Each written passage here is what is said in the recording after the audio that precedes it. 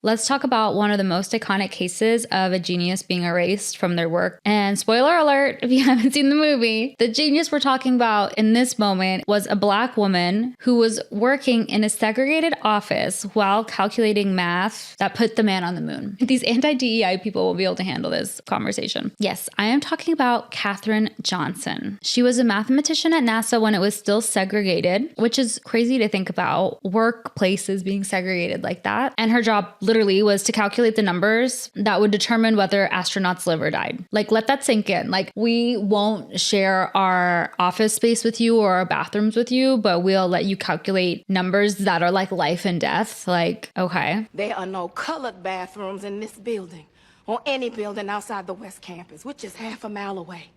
Did you know that?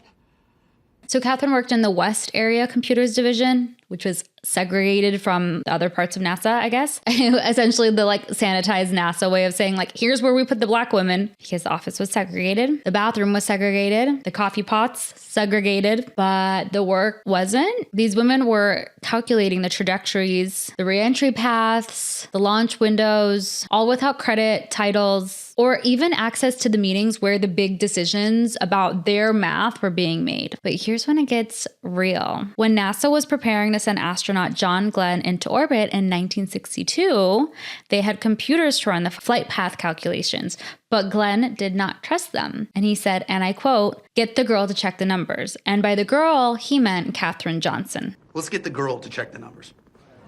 The girl? Yes, sir. You mean Katherine? Yes, sir. The smart one. I mean, she says they're good. I'm ready to go. A white male astronaut and the hero of the space race would prefer to put his life in the hands of this Black woman's math than the computer's math. And he refused to fly until Katherine personally verified all of the equations. And guess what? She was right in the math she was doing. Shocker, except for it's not. And she went on to help with Apollo 11, the mission that put the first man on the moon. And later, her calculations helped bring Apollo 13 safely back to Earth after a near fatal disaster.